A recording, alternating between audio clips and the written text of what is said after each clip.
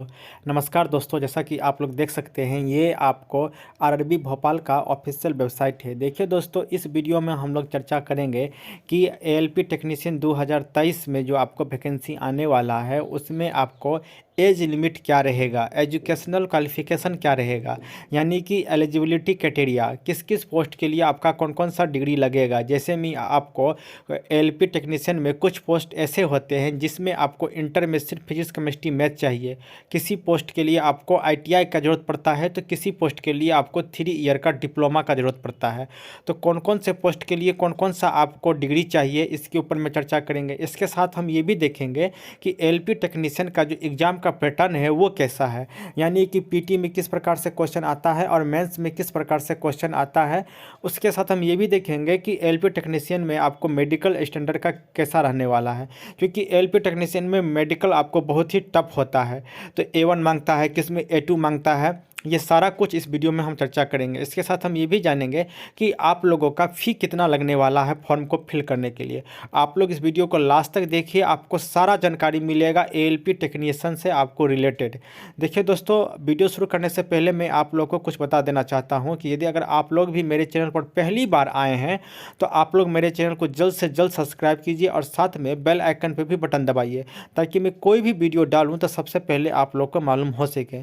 देखिए दोस्तों, इस चैनल पर मैं आप लोगों के लिए सिर्फ लेटेस्ट अपडेट और न्यूज़ ही नहीं, बल्कि मैं जितना भी एएलपी टेक्नीशियन से आपको रिलेटेड टॉपिक है सभी का महत्वपूर्ण वीडियो इस पर मैं प्रोवाइड कराऊंगा। प्रीवियस ईयर क्वेश्चन का भी मैं इस पर मैं आपको क्लास करवाऊंगा। तो आप लोग जल्द से जल्द मेरे चैनल को सब्सक्राइब करें और साथ में बेल आइकन पर भी बटन दबाएं। तो चलिए दोस्तों, अब हम लोग जाते हैं सीधा इसके नोटिस पर। देखिए दोस्तों, यहाँ पर मैं आप लोग देख सकते हैं recruitment for the post assistant loco pilot ALP and technician categories. देखिए दोस्तों, ये इसका आपको नोटिस है। मैं नीचे स्क्रॉल करता हूँ और आपको हर एक पॉइंट पर डिटेल से चर्चा करता हूँ। देखिए दोस्तों, यहाँ पर मैं आपको पॉइंट नंबर 5 में लिखा हुआ है एज के बारे में कि आपका जो एज है वो आपको 18 से 28 के बीच में होना चाहिए। अगर आपका एज 28 से 18 के बीच में है तब आप लोग एलिजिबल हैं इस फॉर्म को फिल करने के लिए। लेकिन साथ में ये भी दिया गया है कि आपका प्रत्येक कैटेगरी वाइज जो है एज का रिलैक्सेशन आपको छूट मिला है। तो वो किस कैटेगरी में कितना एज का छूट मिला है उस पर भी हम देखेंगे। ये आपको जो 18 से 28 वर्ष आपको दिया हुआ है ये आपको यूआर कैटेगरी का है, अनरिजर्व कैटेगरी का, यानी कि जो लोग जनरल में आते हैं। उसके बाद हर एक कैटेगरी के लिए एज में अलग अलग छूट दिया गया है, तो उस पर भी हम लोग चर्चा करेंगे। चलिए अब हम लोग नीचे स्क्रॉल करते हैं और दूसरा पॉइंट देखते हैं।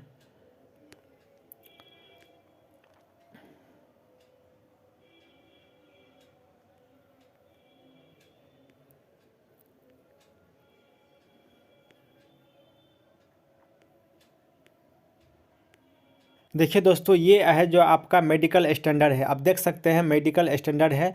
ये आपको यहाँ पे A1 B1 B2 C1 दिया हुआ है और इसके साथ में A1 में क्या सब चाहिए, B1 में क्या सब चाहिए, B2 में क्या सब चाहिए और C1 में क्या सब चाहिए, ये आपको दिया गया है। और नीचे पोस्ट के वाइज से आपको दिया गया है कि किस पोस्ट में A1, किस पोस्ट में B2, किस पोस्ट में C1 मांगेगा। तो ये आपको नीचे है, हम जब नीचे स्क्रॉल करेंगे तो उसके ऊपर भी चर्चा करेंगे।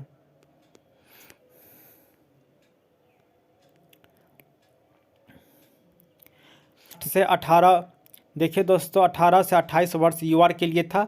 अगर आप लोग SC ST में आते हैं तो आप लोग को 5 ईयर का छूट है। अगर OBC में आते हैं तो 3 ईयर का छूट है। उसके बाद आप लोग देख सकते हैं जो अगर आप PWD SC ST में आते हैं तो 15 ईयर का छूट है। PWD अगर OBC में आते हैं तो 13 वर्ष का छूट है। अगर आप फिजिकली आप अगर डिसेबल हैं तो आपको 10 ईयर का छूट है। तो ये आपको छूट का दिया गया है कि आपको किस कैटेगरी में अगर आप आते हैं तो आपको उम्र में आपकी एज में कितना छूट दिया जाएगा। चलिए अब हम लोग नीचे स्क्रॉल करते हैं और अगला पॉइंट देखते हैं।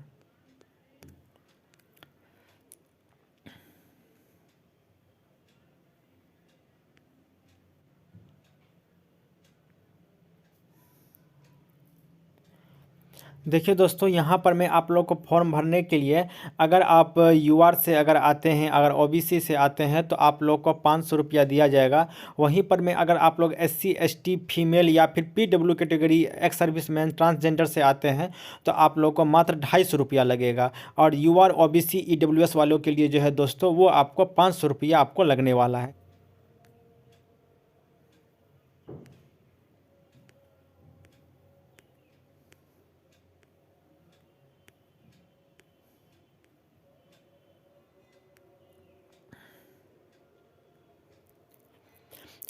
देखिए दोस्तों, ये है आपको पीटी यानी कि स्टेज 1 का जो एग्ज़ाम होगा उसका दिया गया है। आपको स्टेज 1 में यानी कि सीबीटी 1 में आपको 60 मिनट यानी 1 घंटा का एग्ज़ाम होगा। 75 क्वेश्चन पूछा जाएगा। उसमें आपको minimum percentage of marks for eligibility in various categories, UR के अगर आप लोग हैं और ईडब्ल्यूएस के हैं तो आपको इस 75 नंबर के आपको एग्ज़ाम में 40% लाना ही होगा। ओबीसी के लिए आपको 30%, एससी के लिए 30% और एसटी के लिए 25%। ये आपको परसेंटेज दिया हुआ है कि आप 75 नंबर के एग्ज़ाम में इतना इतना मिनिमम परसेंटेज आपको लाना ही होगा। और उसके बाद आपको अगर इसको क्वालिफाई करेंगे तभी आप सीबीटी 2 दे पाएंगे। तो आपको 75 क्वेश्चन पूछा जाएगा, जिसमें से आपको टाइम दिया जाएगा मात्र 1 घंटा। देखिए दोस्तों, किस किस विषय से क्वेश्चन आएगा, तो मैथमेटिक्स से क्वेश्चन आएगा, आपको रीजनिंग से क्वेश्चन आएगा और जनरल साइंस से आएगा, और आपको general awareness on current affair यानी कि करंट अफेयर से क्वेश्चन आएगा। General science, current affair, math और रीजनिंग, इस 4 टॉपिक से आपको 75 नंबर का एग्जाम लिया जाएगा। आप देख सकते हैं कि मैथ में आपको number system, BODMAS, decimal, fraction, HCF, LCM, ratio, proportion, etc, लगभग हर एक टॉपिक से आपको क्वेश्चन पूछा जा रहा है। आप लोग स्क्रीन पर देख सकते हैं कि मैथ में कौन कौन सा टॉपिक है। जनरल इंटेलिजेंस का बात करें तो analogy, alphabetical and number series, coding decoding, mathematical operation, relationship, syllogism, jumbling, Venn diagram, etc आपको पूछा जाएगा। अगर साइंस की बात करें तो physics, chemistry and life science of 10th standard यानी कि मैट्रिक लेवल का आपका जो 10th का स्टैंडर्ड है वहाँ तक पे आपको जनरल साइंस पूछा जाएगा। जनरल अवेयरनेस की बात करें तो आपको इसमें science and technology, sports, culture, personalities, economics, politics, etc से आपका करंट अफेयर पूछा जाएगा। ये है आपका स्टेज 1 का आपका एग्ज़ाम का पैटर्न। अब हम लोग चर्चा करते हैं कि इसका सीबीटी 2 किस प्रकार से आएगा। देखिए दोस्तों, यहाँ पे आपको लिखा हुआ है सेकेंड स्टेज। देखिए दोस्तों, सेकेंड स्टेज में 2 पार्ट है, पार्ट ए और पार्ट बी। तो इसमें आपको 2 पार्ट में एग्जाम लिया जाएगा सीबीटी का। तो पार्ट ए में आपको 90 मिनट्स का टाइम दिया जाएगा और नंबर ऑफ क्वेश्चंस होगा आपको 100 यानी कि 100 क्वेश्चन 90 मिनट्स रहेगा। इसमें आपको कौन कौन सा चीज़ पूछा जाएगा, इसको नीचे थोड़ा स्क्रॉल करते हैं और थोड़ा डिटेल से देखते हैं।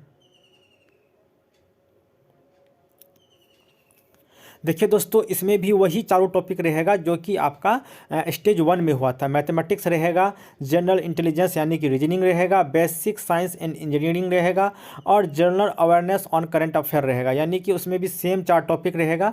वहाँ पर मैं आपको जो साइंस था उसकी जगह बेसिक साइंस एंड इंजीनियरिंग कर दिया गया है, बस यही चेंज है, नहीं तो बाकी लगभग आपका सारा कुछ स्टेज 1 की ही जैसा है।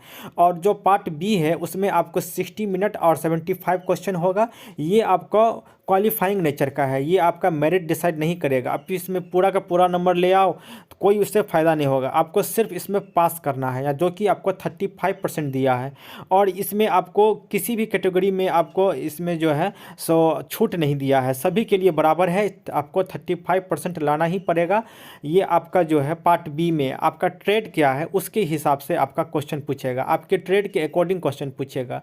जैसे मान लीजिए अगर आप इलेक्ट्रिकल लिए हैं तो उससे क्वेश्चन पूछेगा, बहुत लोग मैकेनिकल लिए होंगे तो उससे क्वेश्चन पूछेगा।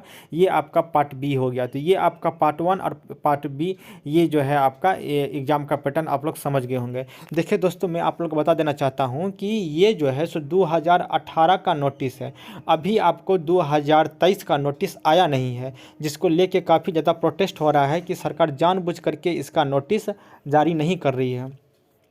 इसको लेकर के एक ट्विटर कैंपेन भी करने वाले हैं कि इसका जो आपको नोटिस है वो जल्द से जल्द लेकर के आए। आप लोग ये भी जानते होंगे कि रेलवे में जो नियम रहता है वो कभी नहीं बदलता है। ग्रुप डी में जो आपको नियम चले आ रहा है वो आपको करीब 30-40 साल से आपको सेम एग्ज़ाम पैटर्न पर में ही आपका एग्ज़ाम हो रहा है। तो आपका इस बार भी जो आपका एग्ज़ाम का पैटर्न रहेगा वो बिल्कुल 18-19 में जो आपका नोटिस आया था वैसा ही रहने वाला है, कुछ भी आपका चेंज नहीं होगा, क्योंकि रेलवे में कभी चेंज नहीं होता है। अब एनटीपीसी में देख लो, जो नियम है वो आपको सालों सालों से चला आ रहा है, ग्रुप डी में जो नियम है वो सालों सालों से चला आ रहा है। तो एएलपी में भी आपका कोई नियम चेंज नहीं होगा, बिल्कुल ऐसा ही रहने वाला है। तो आप लोग इसी को आधार मान के अभी से तैयारी शुरू कर दो, क्योंकि इसका 1 से 2 महीना में जो है आपका 100% नोटिस आएगा ही आएगा। सरकार अभी जानबूझ के डिले कर रही है, क्योंकि अभी आपको एनटीपीसी और ग्रुप डी का ज्वाइनिंग का प्रोसेस, मेडिकल का प्रोसेस चल रहा है। तो ऐसे में काम काफ़ी ज़्यादा है, तो इसीलिए आपको अभी इसके वैकेंसी को होल्ड पे रखा गया है। 1-2 मंथ बाद जैसे ही आपको क्लियर होगा कि आपको तुरंत इसका नोटिस जारी कर दिया जाएगा। अगर आप लोग इसको अगर डाउनलोड करना चाहते हैं 2018 के नोटिस को, तो इसके डिस्क्रिप्शन में मेरा टेलीग्राम का लिंक है, वहाँ से जा करके आप लोग इसको डाउनलोड कर सकते हैं। देखिए दोस्तों, अगर ये वीडियो आप लोग को अच्छा लगा है तो लाइक कीजिए, नहीं अच्छा लगा है तो डिसलाइक कीजिए। हम लोग मिलते हैं अगले वीडियो में, तब तक के लिए धन्यवाद।